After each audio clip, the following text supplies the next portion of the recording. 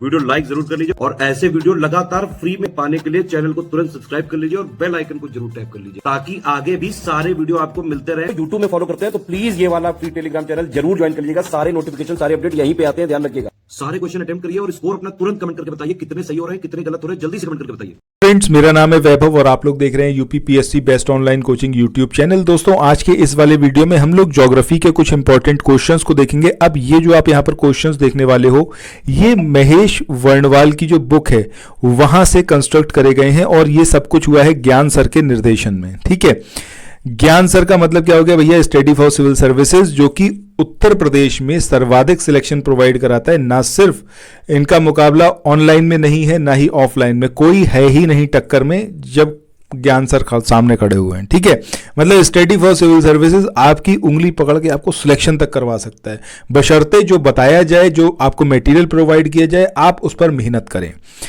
और अगर आप कोर्सेज में एनरोल करवाएंगे तब आपको टाइम टू टाइम मोटिवेट भी किया जाएगा कि कैसे आगे प्रोसेस करना है, क्या स्ट्रेटेजी होनी चाहिए, सब कुछ आपको प्रोवाइड किया जाएगा।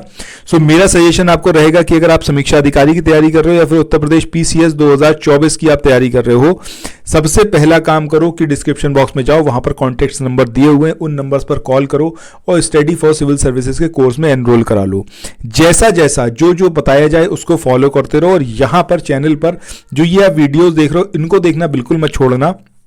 उसका कारण यह है कि तकरीबन 3000 से ज्यादा क्वेश्चंस को हम लोग यहां पर कवर अप करेंगे इंडियन ज्योग्राफी के, सॉरी इंडियन नहीं मतलब कंप्लीट ज्योग्राफी के। ठीक है, अभी तक तकरीबन 1200 क्वेश्चन से ज्यादा क्वेश्चंस कवर अप हो चुके हैं और धीरे धीरे हम इस दिशा में आगे बढ़ रहे हैं और 3000 क्वेश्चन जल्द ही हमारे यहां पर संपन्न होंगे। सिमिलरली इंडियन हिस्ट्री के क्वेश्चंस को कवर अप कर रहे हैं, 3000 क्वेश्चंस का टारगेट वहां भी है। इसके अलावा 780 पेजेस का जो पीडीएफ है स्टडी फॉर सिविल सर्विस का, उसको भी कंस्ट्रक्ट किया जा रहा है। सो ये सारी चीजें यहां पर जो हैं आपको देखने को मिलेंगी इस चैनल पे और ये एक फ्री इनिशिएटिव है, इसमें आपको कुछ भी पे नहीं करना, इसको तो एटलीस्ट आप देख ही सकते हो। अब मैं यहां पर आपको सिर्फ इसलिए बार बार बोलता हूं ताकि आप जो है बात को समझें और अपना टाइम जो बहुत मूल्यवान है, मतलब उसको आप इधर उधर वेस्ट ना करें किसी भी अननेसेसरी के कोर्स को लेते हुए। ठीक है, चलो अब यहां पर स्टार्ट करते हैं आज के अपने सेशन को। हर एक क्वेश्चन को खुद से लगाने की कोशिश जरूर करिएगा। शुरू करते हैं आज के क्वेश्चन से। तो पहला यहां पर क्वेश्चन है कि लाल मिट्टी के बारे में दो स्टेटमेंट दे रखे हैं। पहला है कि लाल मिट्टी जो है ये भारी वर्षा वाले क्षेत्रों में क्रिस्टलीय और रूपांतरित चट्टानों से बनती है, बिल्कुल सही स्टेटमेंट है। दूसरा है कि यह कार्बनिक पदार्थों और नाइट्रोजन से समृद्ध है, ये एकदम गलत है। अगर लाल मिट्टी की बात कर रहे हैं तो इसमें जो है अभाव रहता है किसका? नाइट्रोजन का। ठीक है, ये चीज याद रखनी है। इसके अलावा यहां पर पूछा गया भैया सही कौन सा है, तो ऑब्वियस सी बात है पहला जो स्टेटमेंट है वही यहां पर सही है। मूव ऑन करते हैं नेक्स्ट क्वेश्चन पे। इसमें आपको कुछ विशेषताएं दे रखी हैं। पहली विशेषता क्या है कि मतलब मिट्टी की विशेषताएं दे रखी हैं। पहली विशेषता है कि ये भारी वर्षा वाले क्षेत्रों में चूना और सिलिका के निशाचलन के कारण बनती है। दूसरा है इसमें आमतौर पर उपज क्षमता का अभाव होता है और फसल उत्पादन के लिए बहुत कम ये उपयोग होती है। तीसरा स्टेटमेंट है कि इसमें आयरन और एल्यूमिनियम ऑक्साइड की मात्रा जो होती है अच्छी खासी होती है, ये उससे समृद्ध होती है। इसमें नाइट्रोजन, फास्फोरिक एसिड, पोटाश, चूना और कार्बनिक यौगिकों की कमी होती है। अब आपको बताना है ये कौन सी मिट्टी है। तो अगर आपने लास्ट क्वेश्चन को ध्यान से समझा था तो आपको समझ में आएगा कि यहाँ पर जब हम बात कर रहे हैं इस पूरी मिट्टी की, ठीक है, तो ये रेड सॉइल तो होने से रही। अब ये कौन सी सॉइल होगी? ये होगी आपकी लेटराइट सॉइल, यानी कि ऑप्शन डी जो है वो यहाँ पर हमारा सही आएगा। लेटराइट सॉइल के अंदर जो है उर्वरकों का यूज करके इसके अंदर चावल, रागी, काजू, इन सब की खेती की जाती है। बाकी ये जो चारों स्टेटमेंट है किसके बारे में है? लेटराइट सॉइल के बारे में। इसके बाद मूव ऑन करते हैं नेक्स्ट क्वेश्चन पे। इस क्वेश्चन में यहां पर आपसे पूछा गया है कि वन और पर्वतीय मिट्टी के बारे में निम्नलिखित कथनों पर आप विचार करें। पहला स्टेटमेंट है कि ये मिट्टी जो है वो रासायनिक अपक्षय द्वारा बनती है। दूसरा है ये प्रकृति में अम्लीय होती है, मतलब इसका नेचर कैसा होता है? आपका एसिडिक होता है। इसके बाद इसमें पोटाश, फास्फोरस और चूने की कमी होती है। तो यहां पर सिर्फ पहला स्टेटमेंट है जो कि आपका गलत है। ठीक है, जो सही स्टेटमेंट नहीं है वो चूज करना है। पहला स्टेटमेंट यहां पर गलत है। बाकी ये दोनों स्टेटमेंट की बात करें तो ये दोनों स्टेटमेंट में आपका मतलब एकदम सही है दोनों स्टेटमेंट, तो यहाँ पर हमें खाली इनकरेक्ट वाला चूज करना है। तो ऑप्शन ए जो है वो यहाँ पर हमारा सही आएगा कि केवल पहला स्टेटमेंट गलत है। जब यहाँ पर हम वन और पर्वतीय मिट्टी की बात कर रहे हैं या फिर जो पहाड़ी ढलानों पर पूरी मिट्टी होती है, सो ये यांत्रिक रूप से अगर हम कहें तो बर्फ से, बारिश से, ताप। तो आगे चले नेक्स्ट क्वेश्चन को देखें। इससे पहले कुछ एक इन्फॉर्मेशन है आप लोगों के लिए जो बहुत इंपॉर्टेंट है। अगर आप लोग उत्तर प्रदेश पीसीएस की तैयारी कर रहे हैं, आप आरओ की तैयारी करना चाहते हैं, बीईओ की तैयारी करना चाहते हैं, इन तीनों एग्जाम की अगर आप तैयारी करने चाहते हैं तो स्टडी फॉर सिविल सर्विसेज के कोर्सेज को आप ज्वाइन कर सकते हैं कंप्लीट तैयारी के लिए। ये वन स्टॉप डेस्टिनेशन है, यहाँ पर आपको सब कुछ मिलेगा, जिसमें स्टडी मटेरियल रहेगा, टेस्ट सीरीज रहेंगी, पेड क्विज रहेंगी, सब कुछ आपको एक ही जगह पर मिलेगा। और ये सब कुछ सफिशिएंट होगा आपके एग्जाम को क्रैक करने के लिए, एग्जाम को निकालने के लिए। लेटेस्ट ग्रुप स्टार्ट हो चुके हैं और उन ग्रुप में आपको एडमिशन लेने के लिए सिंपली जो ये नंबर मैं आपकी स्क्रीन पर लिख रहा हूँ, इन नंबर्स पर आप कॉल कर सकते हैं। 8564880530 इस नंबर पर आप संपर्क कर सकते हैं। इसके अलावा 9696066089 इस नंबर पर कांटेक्ट कर सकते हैं, या फिर आप 7523864455 इन तीनों में से किसी भी नंबर पर कॉल करके आप हमसे संपर्क कर सकते हैं और ये लेटेस्ट ग्रुप जो है इसमें आप एडमिशन ले सकते हैं। मान की जो भिन्नता होती है उसके कारण अपक्षय द्वारा ये निर्मित होती है। कई जो विघटित ह्यूमस है उसकी अत्यधिक उपस्थिति के कारण जो है ये प्रकृति में कैसी होती है, अम्लीय होती है। इसका नेचर कैसा होता है, एसिडिक होता है।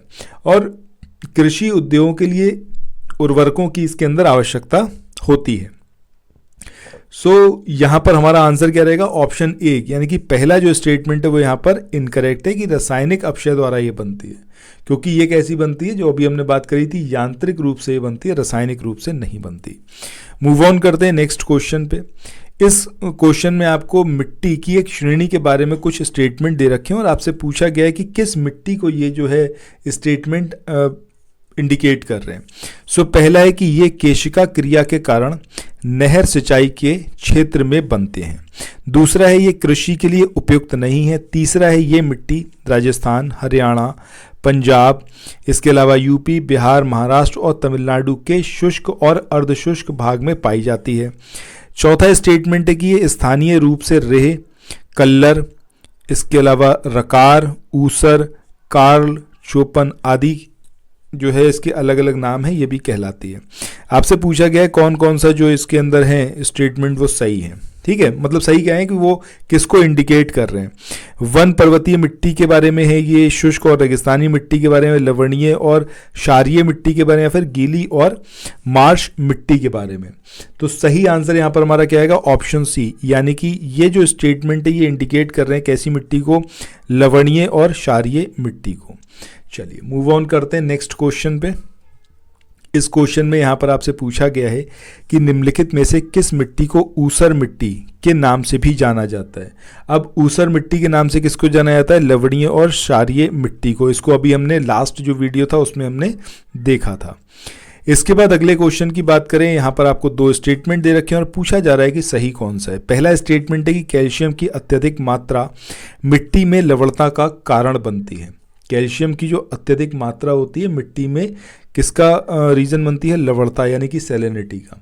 सो ये जो स्टेटमेंट है, इस स्टेटमेंट की बात करें पहले स्टेटमेंट की, तो पहला स्टेटमेंट तो यहाँ पर भैया आपका गलत है। ठीक है, क्योंकि यहाँ पर हमें क्या चूज़ करना है, सही चूज़ करना है, तो पहला स्टेटमेंट तो सही है नहीं। दूसरे स्टेटमेंट की बात करें कि सोडियम और मैग्नीशियम की अत्यधिक मात्रा ये मिट्टी में जो अधिक क्षारीयता होती है उसका कारण बनती है, ये स्टेटमेंट भी यहाँ पर इनकरेक्ट है। सो हमें चुनना था सही, तो ना तो पहला स्टेटमेंट सही है ना ही दूसरा स्टेटमेंट सही है। ठीक है, सो लवणीय की कहानी कब होती है, जब सोडियम और मैग्नीशियम मिट्टी के अंदर पाए जाएं, और जब हम क्षारीय की बात करते हैं तो अतिरिक्त उसके अंदर कैल्शियम पाया जाए। तो अगर ये यहाँ पर जैसे ये सोडियम और मैग्नीशियम लिखा हुआ है और यहाँ पर ये होना चाहिए था अम्लीयता, ना कि क्षारीयता। ठीक है, सो आंसर क्या आएगा, ऑप्शन डी। इसके बाद नेक्स्ट क्वेश्चन की बात करें। इस क्वेश्चन में यहाँ पर पूछा गया है कि लवणीय और जो क्षारीय मिट्टी है उसका इलाज किया जा सकता है कैसे, समोच्च खेती से, मिश्रित खेती से, चूना और जिप्सम का यूज करके, या फिर उपरोक्त में से कोई नहीं। सो आंसर क्या आएगा भैया, चूना और जिप्सम। इसको अगर लवणीय और क्षारीय मिट्टी में मिलाएं तो उसके बाद वो सही हो सकती है। चलो इसके बाद आगे बढ़ते हैं नेक्स्ट क्वेश्चन की ओर। इस क्वेश्चन में यहाँ पर आपको मिट्टी की एक श्रेणी के बारे में अलग अलग बातें बताई गई हैं और पूछा गया है फाइनली ये किस प्रकार की मिट्टी है। पहला इसके अंदर जो बात हो रही है वो किसकी हो रही है, ये मिट्टी जो है एक छोटे भूरे रंग के आवरण से ढकी होती है जो मिट्टी के विकास को रोकता है। दूसरी स्टेटमेंट की बात करें कि ये मिट्टी जो है वो घुलनशील लवण और फास्फोरस से भरपूर होती है। तीसरा है कि ये जो है वो बनावट में रेतीली और प्रकृति में लवणीय होती है। ठीक है, इसके बाद इस मिट्टी के निचले क्षितिज पर कंकड़ जो है वो होते हैं। सो ये किसके बारे में बात हो रही है, शुष्क और रेगिस्तानी मिट्टी के बारे में। इसके बाद मूव ऑन करते हैं नेक्स्ट क्वेश्चन पे। इस क्वेश्चन में यहाँ पर आपसे पूछा गया है कि निम्नलिखित में से किस मिट्टी को पीट और जैविक मिट्टी भी कहा जाता है। अब ये शुष्क और रेगिस्तानी मिट्टी है, ये गीली और दलदली मिट्टी है, ये वन और पहाड़ी मिट्टी है, या फिर ये लवणीय और क्षारीय मिट्टी है। तो सही आंसर क्या आएगा, ऑप्शन बी यानी कि गीली और दलदली मिट्टी। ये जो है इसमें पीट और जैविक मिट्टी ये भी इसको बोला जाता है।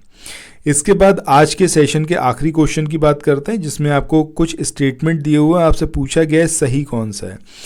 अब ये किसके बारे में है, ये जो है आपका गीली और जो दलदली मिट्टी होती है उसके बारे में ये है। पहला है कि अवावीय स्थितियों में दलदली मिट्टी का निर्माण होता है। दूसरा स्टेटमेंट है कि ये तटीय क्षेत्रों में पाई जाती है।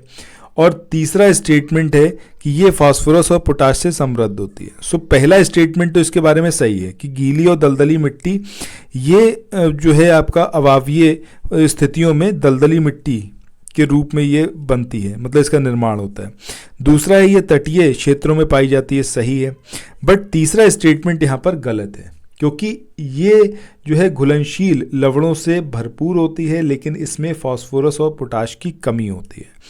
सो यहाँ पर जो हमारा आंसर क्या आएगा, ऑप्शन ए यानी कि केवल 1 और 2।